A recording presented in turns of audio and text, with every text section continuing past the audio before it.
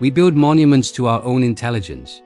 We split the atom, we harness the very power of the sun, and we convince ourselves that we are gods in absolute control of our reality. But the universe has a terrifying way of reminding us that our control is nothing but a fragile illusion. When that illusion shatters, it doesn't just break machines. It melts the very fabric of our biology. What you are about to hear is not just the story of a mechanical failure. It is a psychological descent into a literal radioactive hell. A moment when the arrogance of an empire almost erased the continent of Europe, saved only by 3 men who knowingly walked into the dark, waiting arms of death. Welcome to the invisible horror of Chernobyl. It is the night of April 25, 1986. Just 3 kilometers from the Chernobyl nuclear power plant lies the city of Pripyat. It is a Soviet utopia. 49,000 people are sleeping peacefully in their beds. Children are dreaming of the new amusement park set to open in a few days. They believe they are safe, protected by the infinite power and wisdom of the state. But less than 2 miles away, inside the control room of reactor number 4, human arrogance is about to trigger an apocalypse. The engineers were running a delayed safety test. They wanted to see if the turbines could keep the cooling pumps running during a simulated power outage. To do this, they deliberately disabled the automatic safety systems. They pushed the reactor to its absolute limits, ignoring the warning signs, believing they could tame the beast inside the core. They were wrong. In a matter of seconds, they lost total control. The core temperature violently spiked. When they finally tried to insert the control rods to stop the reaction, it was too late. A massive steam explosion ripped through the facility, instantly blowing the 1,000-ton concrete roof off the reactor like a lid off a boiling pot. The core was completely exposed to the open air. The sky above Pripyat glowed with an unnatural, mesmerizing, and deadly blue light. The invisible killer had been unleashed. Radiation is not a threat you can fight. You cannot shoot it. You cannot outrun it. It is a phantom that passes through concrete, through steel, and straight through human flesh.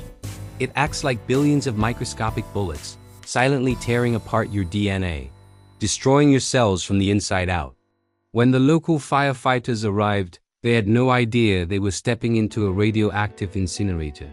They fought the fires while tasting a strange metallic flavor in their mouths. Their skin began to tan unnaturally in the middle of the night.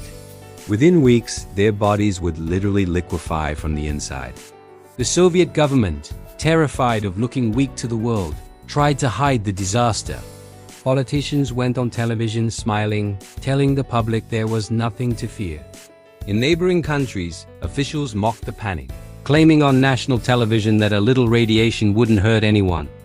But while the politicians lied to protect their status, the scientists at Chernobyl were staring at a mathematical certainty that would end millions of lives. The fire on the roof was extinguished, but deep inside the ruins of Reactor 4, a much darker nightmare was unfolding. The uranium core was actively melting. It had turned into a terrifying 3,000-degree radioactive magma, a synthetic lava that was slowly burning its way down through the concrete floors of the facility.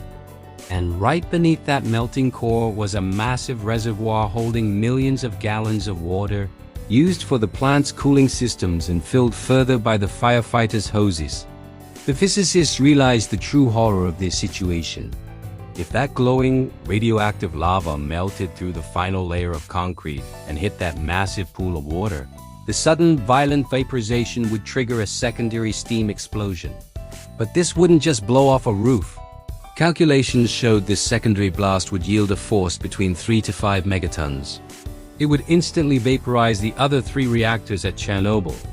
It would trigger a nuclear shockwave that would wipe out the capital city of Kyiv.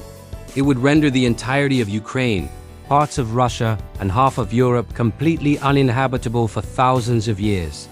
The radiation would poison the water supply for 30 million people. The only way to stop the apocalypse was terrifyingly simple and seemingly impossible. Someone had to go down into the dark, flooded basement, locate the underwater sluice gates, and manually open the valves to drain the massive pool before the lava reached it. The basement was completely submerged in highly radioactive water. It was pitch black. The electronic systems were entirely dead. Whoever went down there would be exposed to radiation levels exceeding 5,000 roentgens per hour.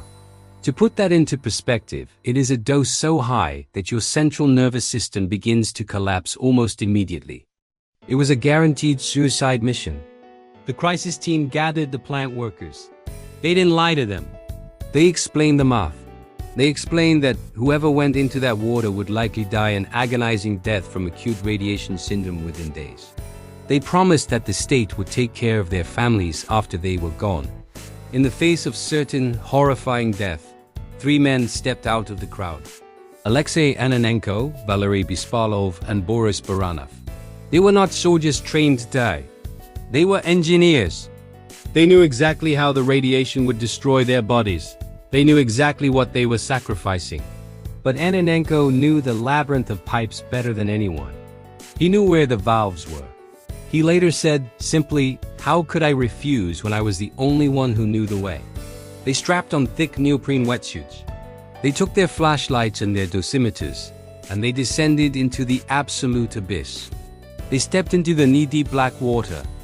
The darkness was absolute, broken only by the weak flickering beams of their flashlights. The air was thick, suffocating, and boiling hot from the melting core just a few meters above their heads. But the most terrifying thing wasn't the heat or the dark. It was the sound. Their dosimeters, the devices measuring the radiation, were screaming. A frantic, continuous clicking that sounded like a swarm of mechanical insects, warning them that every second they spent in that water, their cells were being violently shredded. They could taste the heavy, bitter metallic tang of ionized air on their tongues.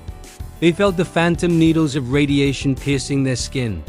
Moving slowly through the flooded corridors, navigating over submerged pipes and debris, they finally reached the valves. They gripped the heavy metal wheels.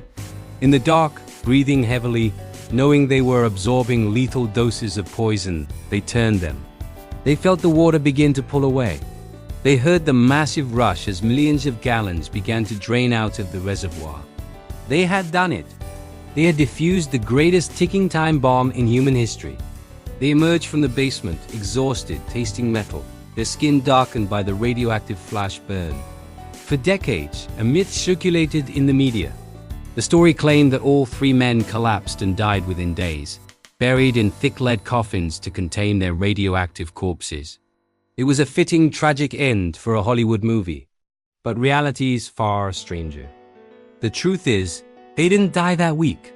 In a bizarre twist of physics, the deep water they waded through had actually acted as a shield, absorbing the worst of the radiation emitted from the debris below them. Their wetsuits protected them from inhaling the alpha particles. Boris Baranov lived until 2005, passing away from a heart attack. Alexei Ananenko and Valeri Bespalov survived well into old age. They did not die in that basement, but they walked in fully expecting to. They accepted the ultimate sacrifice while the politicians in comfortable suits drank their tea and lied to the world. 3 ordinary men, armed only with flashlights and a terrifying understanding of physics, walked into a radioactive hell and quietly saved millions of lives in the dark. We live our lives believing the ground beneath our feet is solid. We trust the systems, the concrete, and the people in charge. But the legacy of Chernobyl whispers a different truth. The line between absolute safety and total annihilation is invisible. The next time a politician tells you on a screen that everything is under control, that there is nothing to fear, ask yourself, what invisible monsters are currently melting through the floorboards of our society? And when the alarms finally sound, who will be the ones forced to walk into the dark to fix it? Let me know your thoughts in the shadows of the comments below. Have you ever trusted a system that was secretly falling apart? I will be watching until next time, so stay safe in the dark.